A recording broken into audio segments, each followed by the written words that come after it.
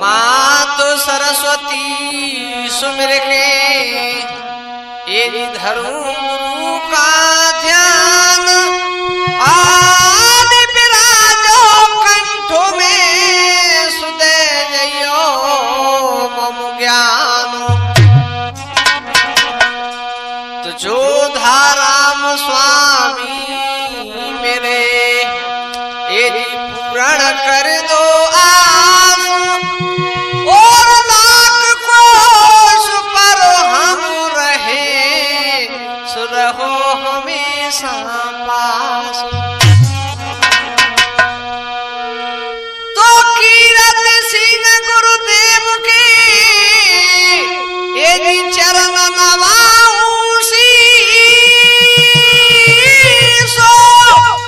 और भैरव गिरि स्वामी सदा सुदेते रहो आशीष ए आई जइयो भोरी मातु देश कामरु बारी आई जइयो भोरी मात देश कामरु बारी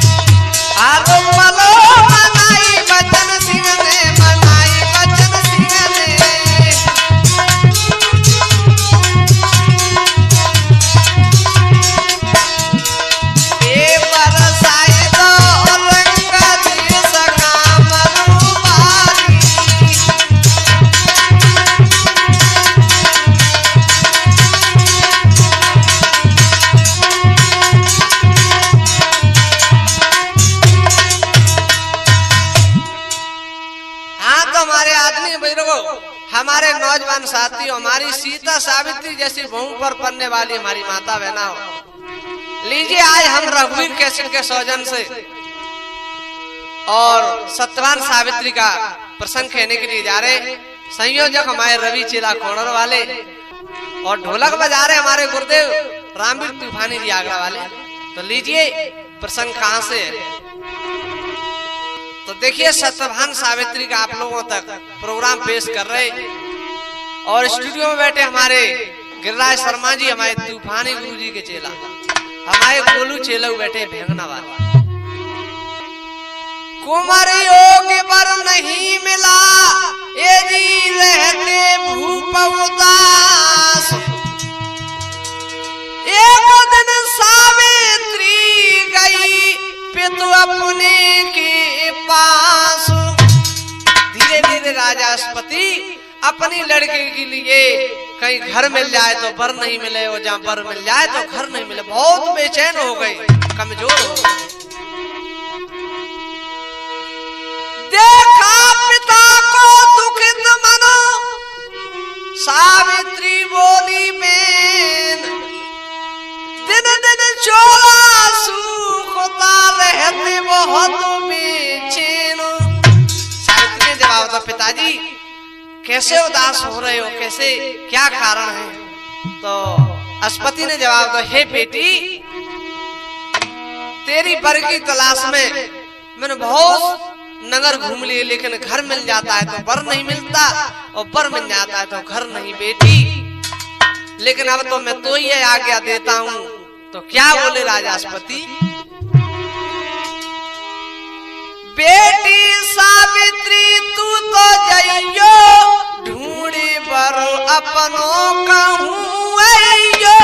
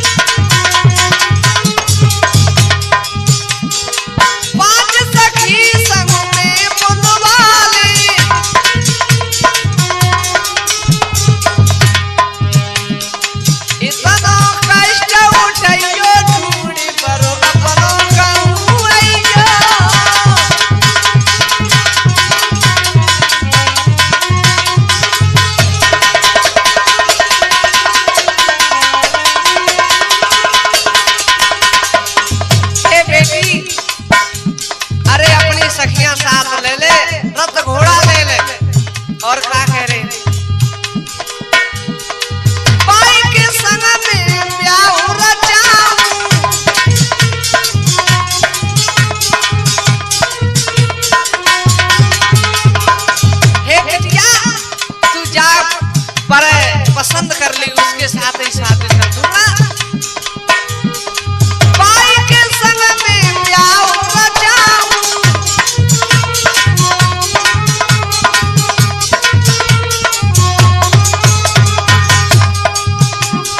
लोग बचना नहीं सुगंध खाऊं।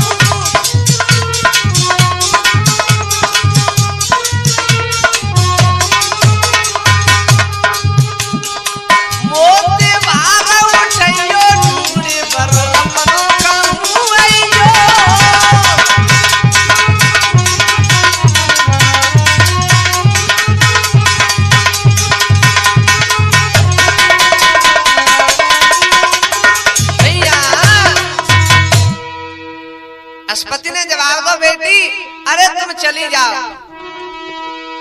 भैया क्या करो? सावित्री ने सुने पिता के वचन जब यदि सावित्री चली हरा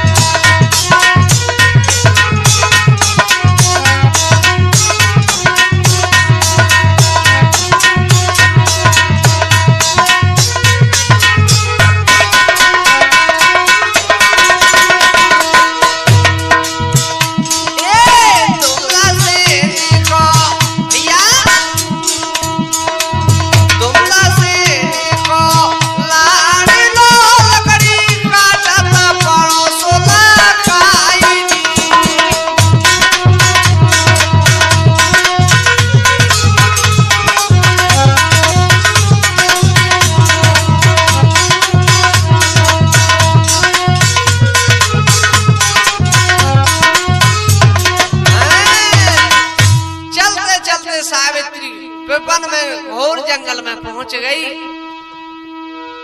जब इधर देखा है भैया चंद्रमा सौरो सत्यभान पे नजर पड़ी। सावित्री ने जवाब दो बहना देखो इधर क्या है। सखिया ने जवाब दो कहा देख रही है। सुखा बोली अरे इस डगर पे सखी ए बहना इस डगर पे सखी काट लकड़ी रहा राजसुत के इसकी सकल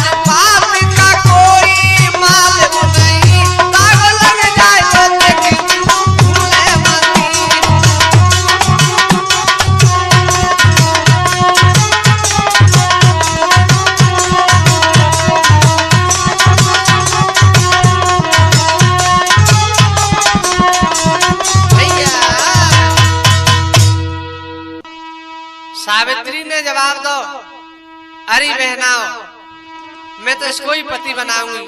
और सत्यवान के पास मुड़ गई और क्या बोली,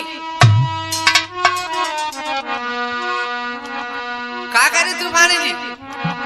ए सुनो क्या बोली कि बहुत देर से मैं इंतजार में थी, तुम्हें पाते पाते पाते बहुत देर करो जी, तुम्हें पाते पाते बहुत देर करो जी।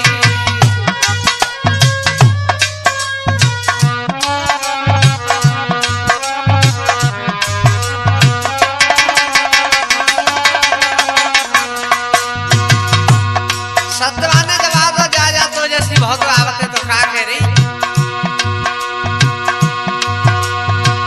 त्यारे लिए मैंने देव मनाए, शंकर के ऊपर फल फूल चढ़ाए।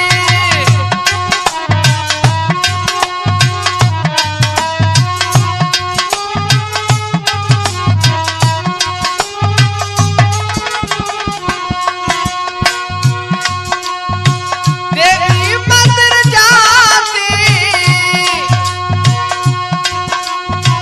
देवी मंदिर जाती, देवी को मनाते, तुम्हें पाते पाते बहुत देर करोगी।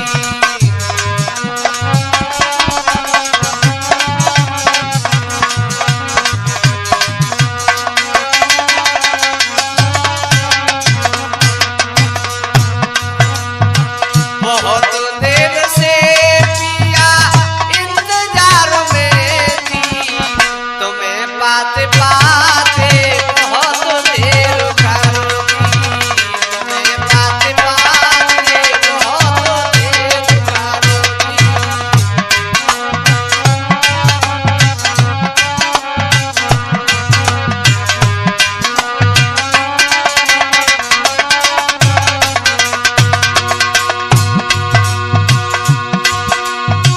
हमारी तुम्हारी जोड़ी, ये सुनते हो, हमारी तुम्हारी जोड़ी दीदी ने बनाई, अंबिका तुम मुँह पे देखो भाई ये सहाई।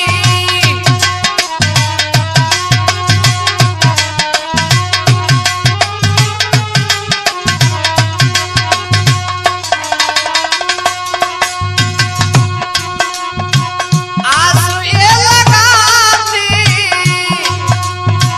आंसू ये लगाती, गीत त्यार गाते, तुम्हें पाते पाते बहुत देर करोगी।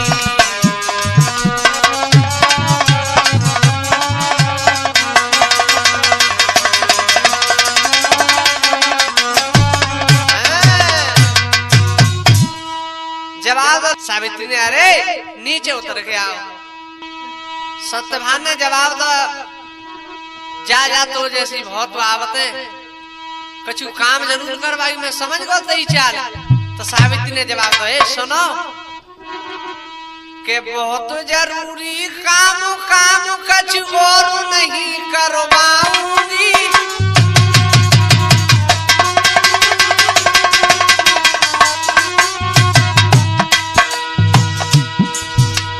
बहुत जरूरी काम काम कछु और नहीं करवाऊंगी,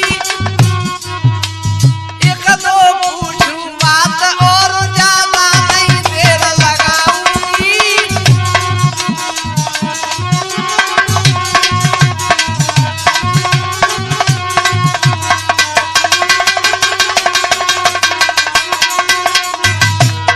जवाब दो, एक दो बात पूछूंगी, ज्यादा टाइम नहीं लगाऊंगी, आ जाओ उधर आओ ना। सूरत गई समाए सनम, शादी में तुमसे रचाऊंगी, मेरी भई तपस्या सफल, आज पिया अपना तुम्हें बनाऊंगी।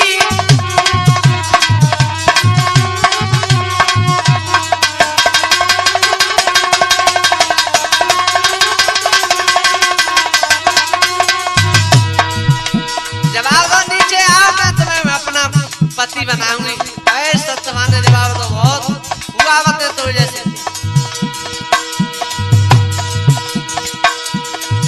मैं ऊपर नीचे चढ़ूं मुफ्त में, मोए तेरा होए भार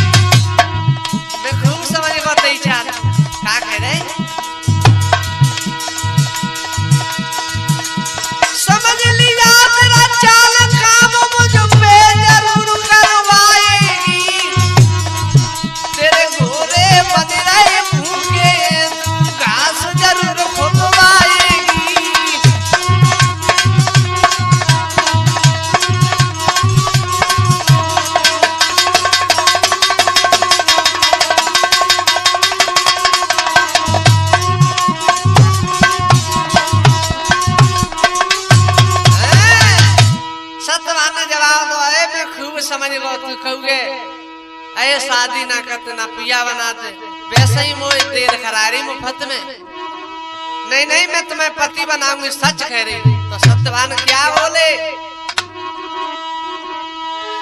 क्यों करती खोटी बात तन मेरे लटे हुए, जोड़ू तेरे हाथ का कपड़ा फटे हुए।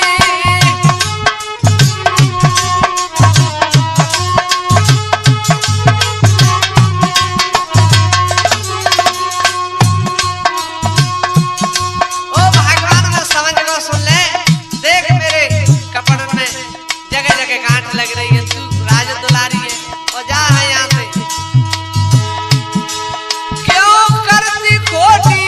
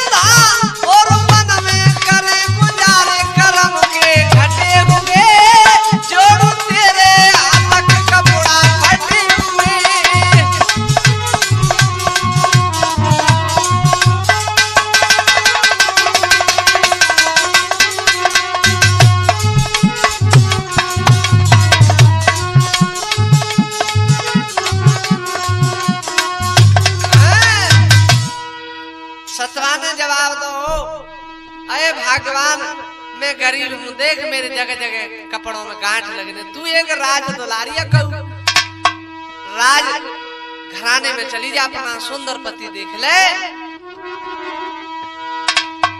अरे सत्य भानयों के लगी कर जोर के राज दुलारी से,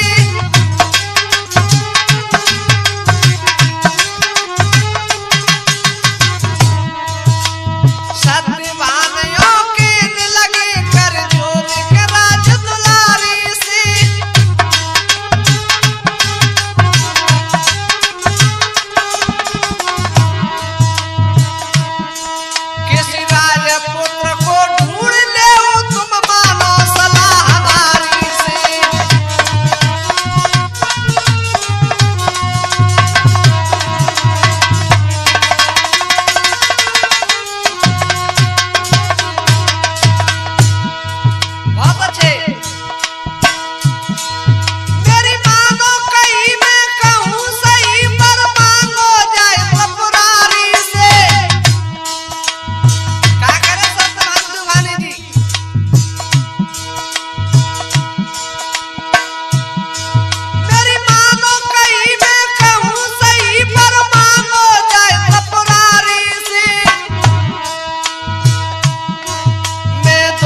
रहूं और भूखत हूं क्यों करती बात भिखारी से।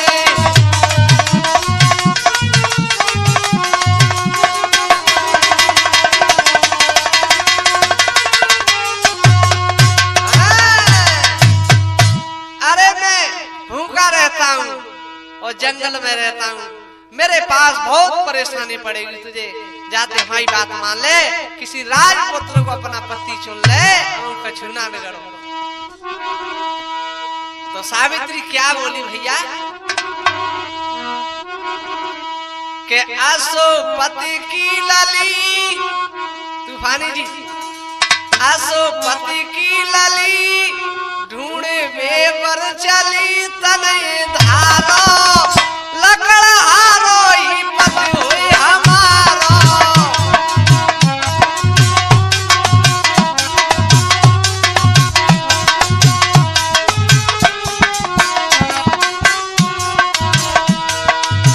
सावित्री ने जवाब दो अपने प्रण कर लकड़ा हारो ही पति बने।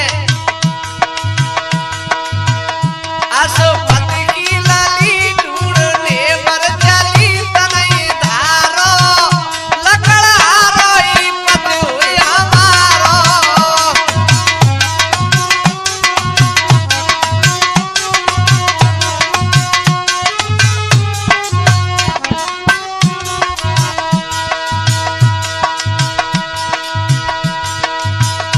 सावित्री मनोहरो साई बेटी अपने पिता पासो आई।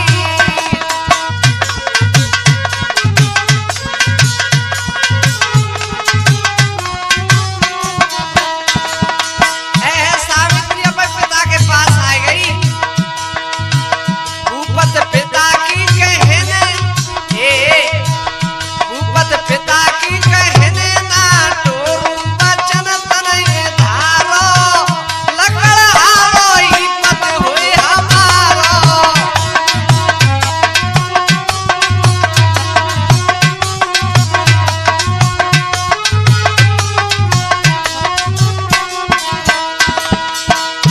सावित्री अपने पिता पति के पास आ गई। हो बेटी आ गई, हो पिताजी, और क्या बोली बेटी अपने पिता से उचारी एक सुत पे नजर में निडारी।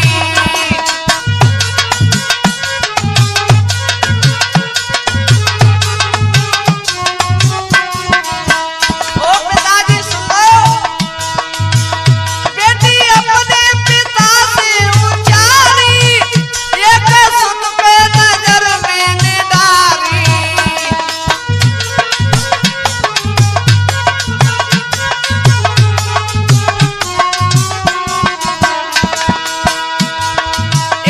तब से लागी लगन, तूफानी जी, तब से लागी लगन हो गया है मगन मन हमारो लकड़ा हारो ही पति हुई हमारो।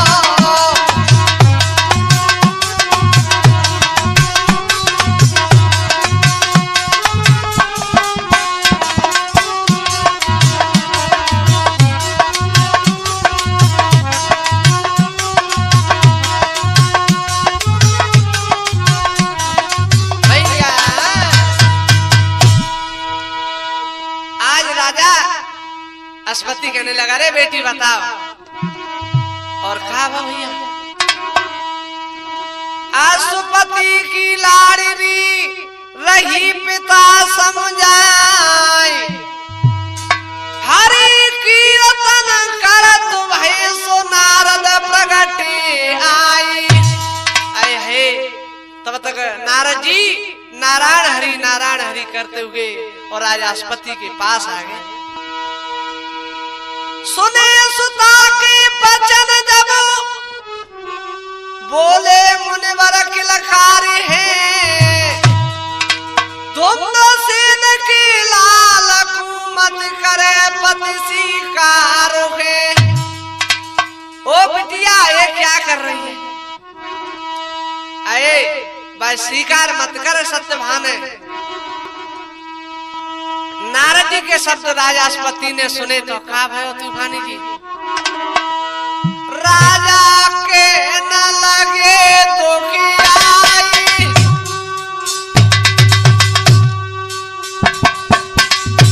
अरे साची बात बताई देव मुनिवर, सबरो भेद देव समझाई, अरे आज्ञा दे दई मैंने सुता को, मन चितो पर ढूंढो जाई, अरे का गलती भई मेरी सुता से, स्वामी ने कदियो समझाई, और साची में का आग लगी है, मेरे महाराज रोई रोई के राजा गाई राई।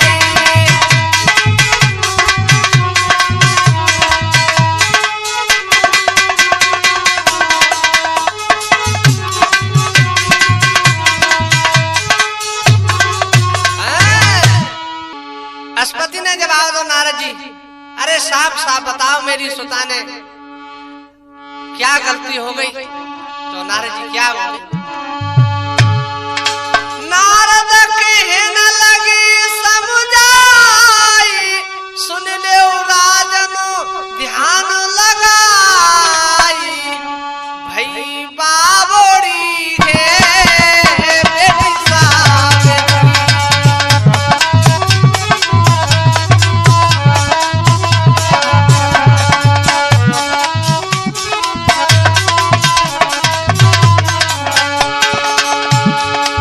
नारद कहने लगी हरसाई, सुन ले राजन ध्यान लगाई, भई बाबोड़ी है बेटी सावेत्री।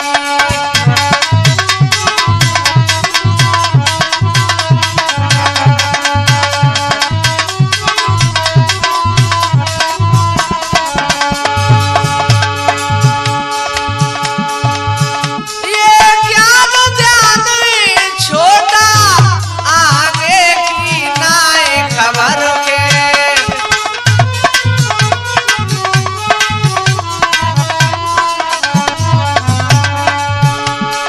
नारद जी ने जवाब दशपति सुन ले, ये ज्ञान ध्यान छोटा, आगे की नाय खबर के,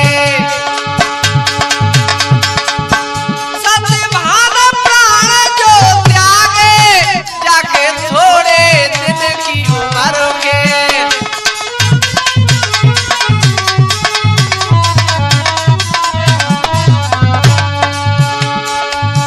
विधिनान लिखो ऐसो लेख, भई बाबोड़ी है बेटी सावेत्री।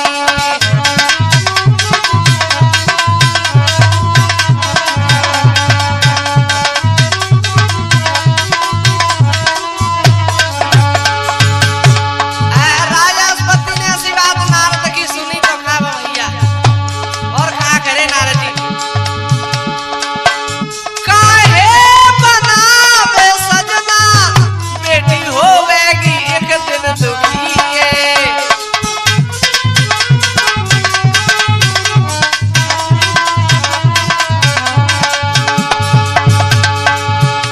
काहे बनावे सजना, बेटी होवेगी एक दिन दुखी है,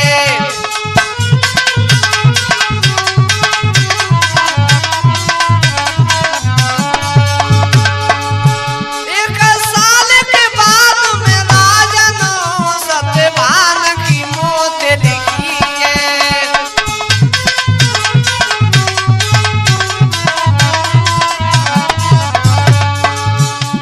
नारद जी कह रहे अस्पति एक साल के बाद सत्यभान की मौत है, मुनि ज्ञानी सचवानी वचन आखो दिए बेटी सावेत्री।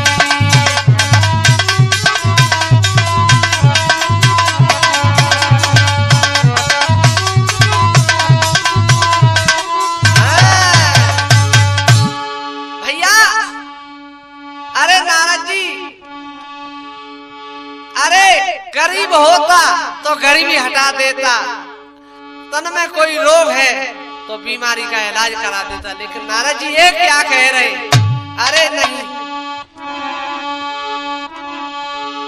दुखी आकर बोले राजा यशोपति बेटी को तुरंत बुलाया है।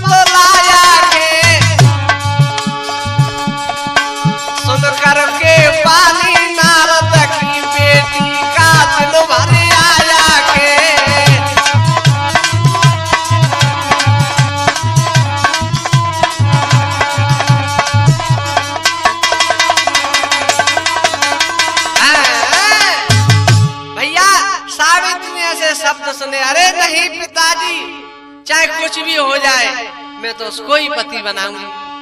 अश्वती ने जवाब तो बेटी अब हमको छूना बिगड़ो, एक राजपुत्र देख ले और जहां तेरी मर्जी हो वहां चली जा, लेकिन इसे सजना मती बनाए।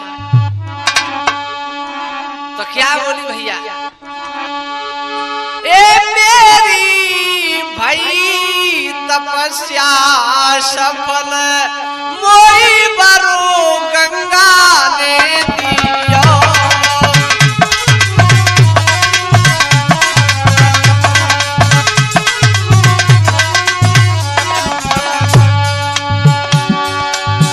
गंगा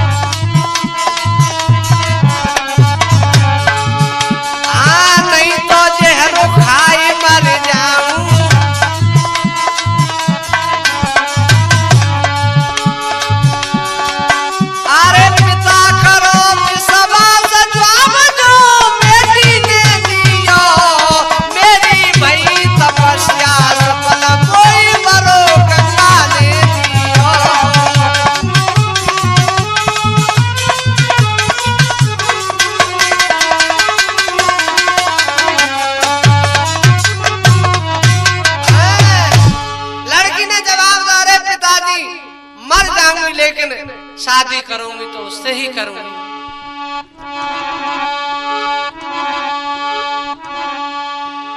राजा पति ने काफी समझ आया लेकिन सावित्री नहीं मानी।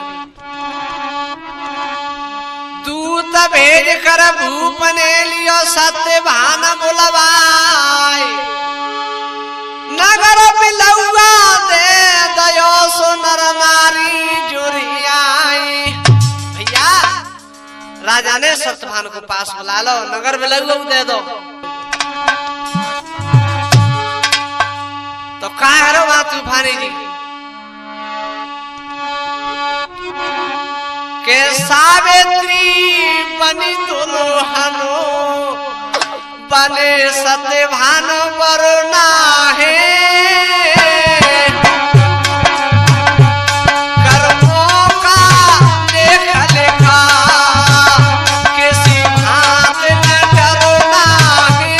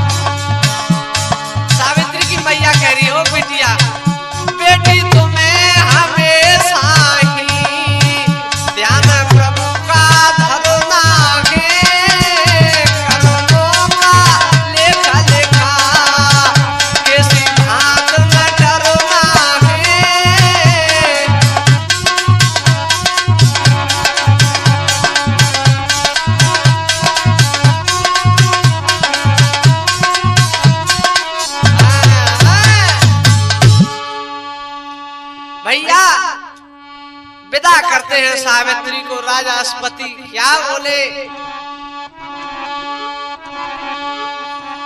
बाबुल की दुआएं लेती जा जा तुझे सुखी संसार मिले।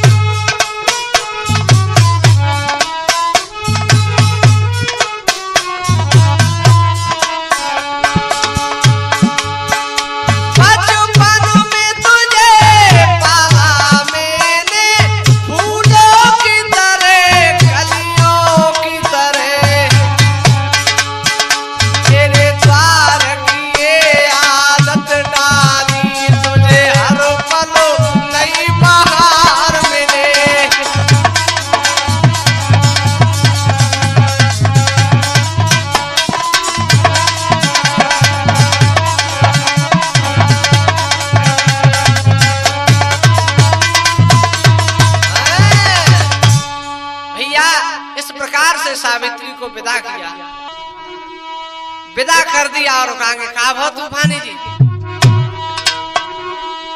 सावित्री को साथ ले जी पहुंच गयो निज धाम जी।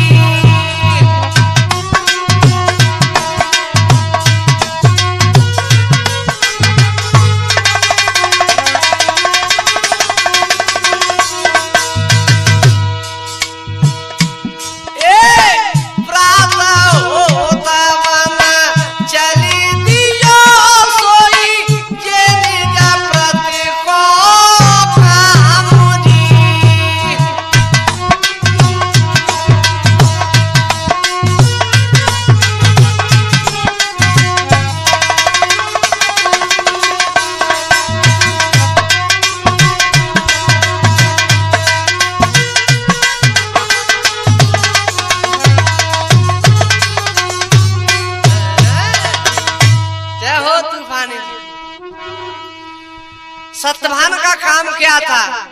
सवेरा हुआ लकड़ी के लिए चला जाता और क्या बोला है सुबह सुबह सत्यवान सावित्री से? सावित्री से कहने लगा सुनो प्रिय मेरी बाम, माता पिता की सेवा करना यही तुम्हारो काम। हे प्रिय तुम माता पिता की सेवा करो, यही तुम्हारा धर्म है।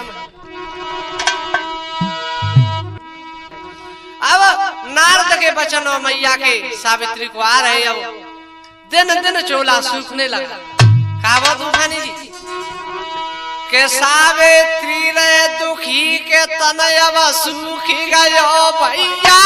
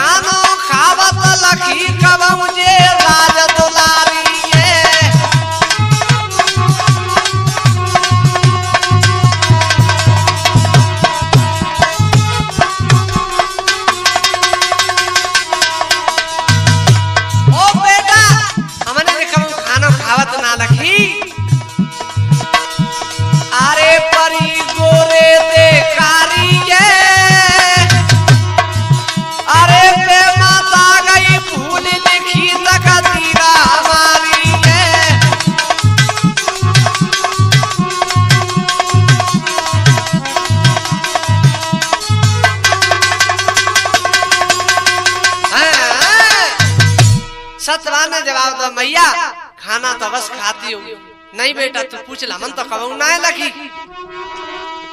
सत्यवान ने पूछा हे प्रिय तुम खाना क्यों नहीं खाती हो? जवाब तो मेरा पतिव्रत धर्म का जो उपास है वो चल रहा है, धन्य हमारे मृत लोक की देवियों के लिए, वो अभी पूरा नहीं हुआ इसलिए मेरे व्रत चल रहे हैं। आए हाय धीरे धीरे वो ही समय आ गया। एक दिन सावित्री और सत्यवान से कहने लगी हे पतिदेव मैं तुम्हारे साथ चलूंगी, हे प्रिय तुम घर ही रहो और माता पिता की सेवा करो। नहीं जिद किया तो चलती है तो कहा भो भैया तूफानी जी वो काटी लकड़ी तरते लकड़ी तरते मोती शीशा पे बड़ा रानी।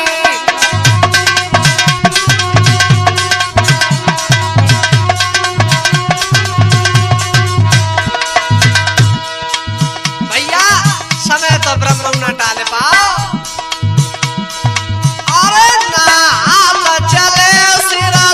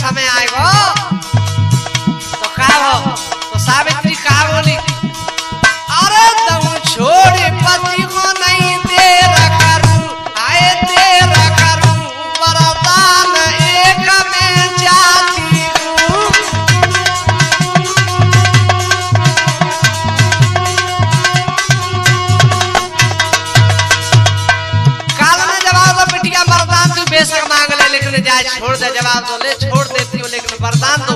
तो मांगले क्या मांगती है? तो का भयो?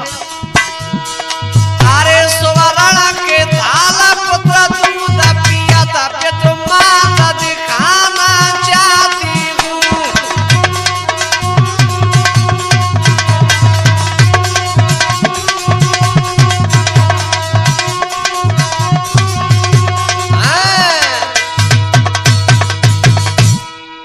यमराज ने जवाब दो, जाए मस्त ऐसा ही होगा।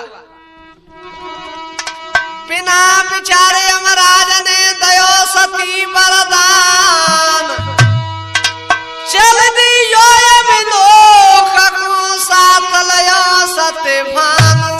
भैया सत्यभानु को लेकर के चल दिया हम लोग के लिए। पीछे मुड़ के देखा है सावित्री पड़ी लखाई, लौट जाओ घर अपने भोत रही समझाई। यमराज ने जवाब दो, बेटी अब तुम्हें वरदान तो दे दिया, लौट जाओ। तो का बोली? अरे दियो न मरो कम सोचो विचारो,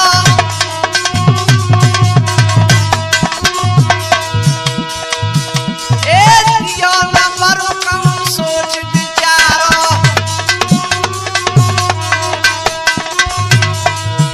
आए बिना पति कैसे होई पोतरा हमारो।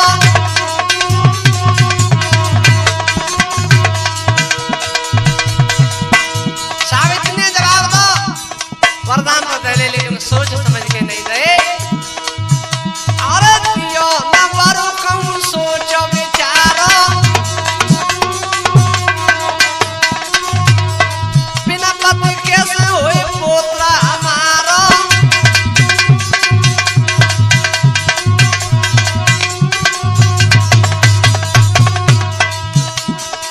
कई महाराज बचन में हारी,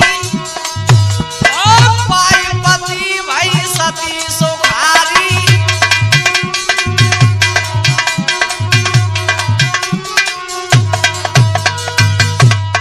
यमराज वचनों में घिर गए, जा बेटी तेरा पति तुझे वापस देता हूँ। सत्यवान को साथ लो और का हो। ओ